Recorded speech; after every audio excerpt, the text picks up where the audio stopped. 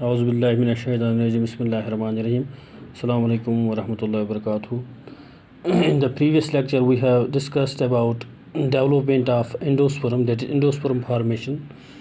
That is the first post-fertilization change. Today we will take up the second and the most important post-fertilization change, that is development of embryo or embryogeny. First we will see what is embryo. Embryo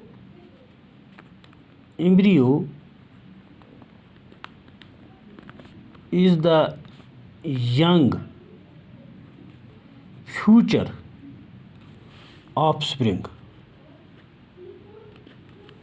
It is the young future offspring which in seed plants develops inside mature fertilized ovule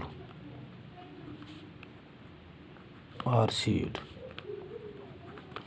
An embryo is the young future offspring which in seed plants develops inside the mature fertilized ovule or seed, or we can say this embryo is a miniature plant. It is the young form of the plant. It is the small form of the plant which is produced from a fertilized egg inside the mature fertilized ovule or seed. It is formed from zygote. And the process of formation of mature embryo from the zygote is called embryogeny. It begins only when certain amount of endosperm has already been produced. And as I have already told you, first endosperm gets produced, then embryo gets produced, and its development begins when certain amount of endosperm has already been formed. This assures proper food supply to the developing embryo. And for the development of the embryo, plants need food supply, nutrition, which is provided by the endosperm. So the development of the endosperm takes place before the development of the embryo.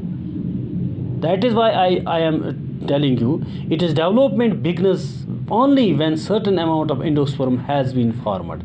This assures proper food supply to the developing embryo. It is generally meroblastic. And the development of embryo is meroblastic and endoscopic. Meroblastic means it develops from a part of zygote, and only a part of the zygote gets transformed into an embryo. That is why we see sometimes many embryos are produced from the single zygote, because only a small part of the zygote is able to produce the embryo. That is why we call it meroblastic. Its development is meroblastic and endoscopic. It takes place inside the embryo sac, inside the seed. That is why we call it endoscopic. And early development of the embryo, it is common among dicots and monocots. We see two groups of these flowering plants, that is dicots and monocots. The early stages of development are common in both monocots and dicots. Now let us study this development of the embryo. In a typical embryo, zygote enlarges. For example, if this is a zygote, what happens to it? It enlarges. Zygote enlarges in size and divides transversely into two. Into a larger basal cell towards the micropylar end and a larger basal cell towards the micropylar end and a smaller terminal cell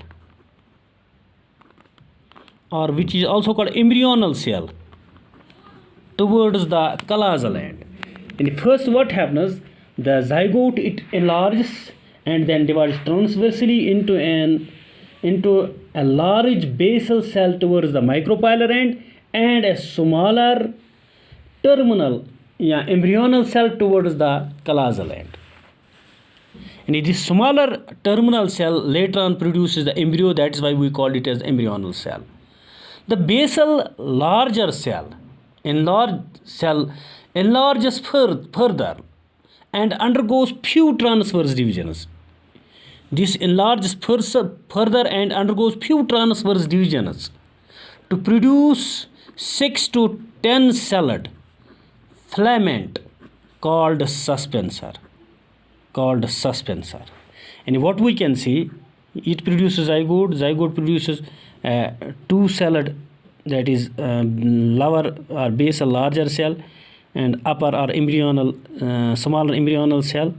This enlarges first and divides transversely to produce 8 to 10 celled structure. That 8 to 10 cell structure is called a suspensor. That is why we also call this larger basal cell as the suspensor cell, because it produces the suspensor. The first cell of the suspensor towards the micropylar end, that is this cell. This is the micropylar cell. This is the smaller cell. This first cell towards the micropylar becomes swollen. It becomes swollen. It becomes swollen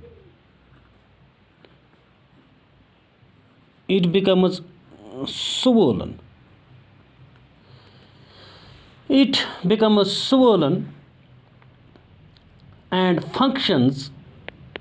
And in the first cell of the suspensor towards the micropylar end, it becomes swollen and forms the hasturia. Functions as the hasturia.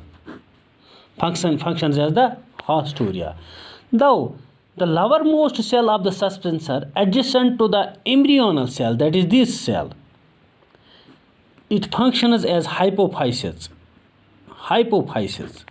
And in this lowermost cell, which is actually the upper cell, this acts as the haustorium, and the cell towards the embryonal cell, it functions as the hypophysis, which ultimately gives rise to root apex. And the main function of this haustorium is to push the embryo into the endosperm, to enable it to receive the food from the endosperm.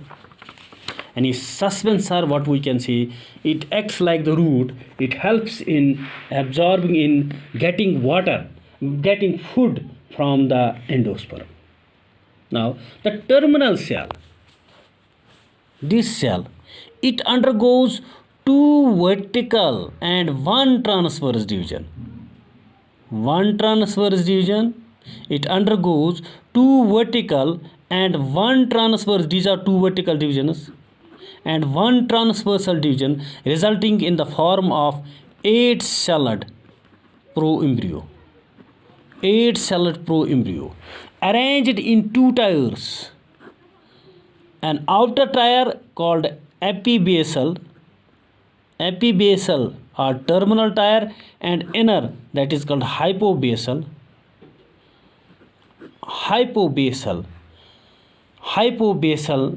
which is near to the suspensor. And an upper layer, it produces, arranged in 2 layers, epibasal, that is terminal layer, and hypobasal, which is near the suspensor.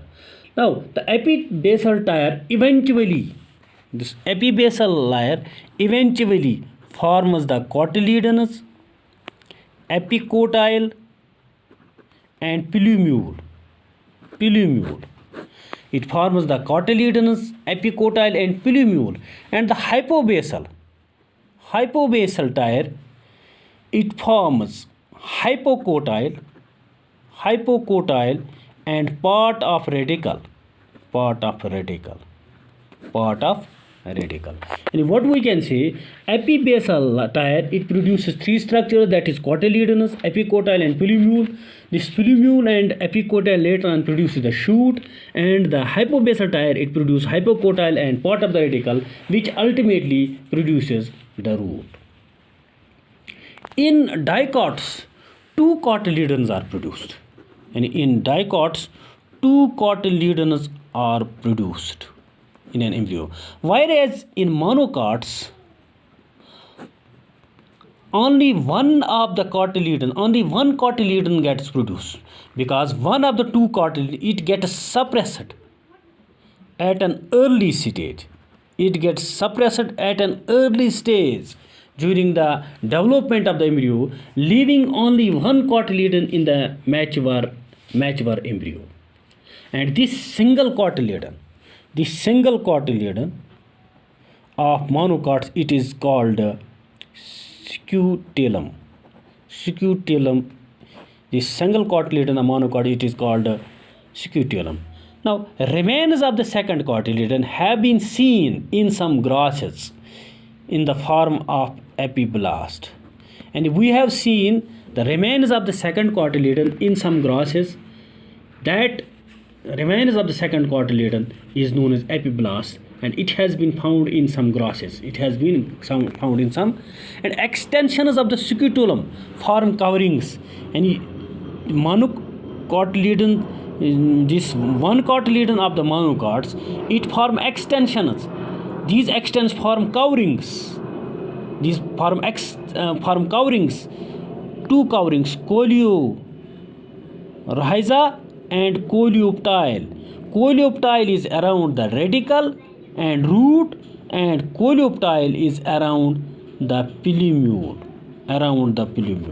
It forms coverings. Extensions of the scutellum form coverings, coleorhiza around the radical and coleoptile around the plumule. This is the embryo development. Now let us repeat. Embryo is the young future offspring which in seed plants develops inside mature fertilized ovule or seed. It is formed from zygote. The process of formation of mature embryo from zygote is known as embryogeny. It begins only when a certain amount of endosperm has been formed. This assures proper food supply to the developed embryo. It is generally meroblastic and endoscopic.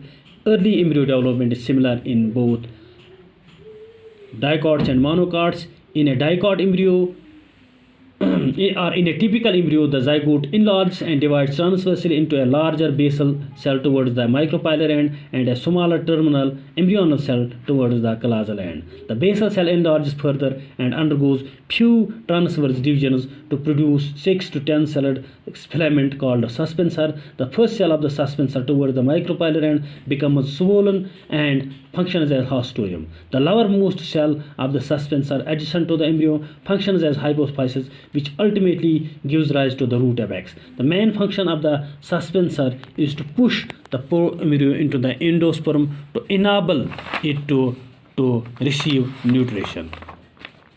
The terminal cell undergoes 2 vertical divisions and 1 transverse division to produce 8 celled proembryo arranged in 2 tiers, epibasal, terminal and hypobasal near the suspensor.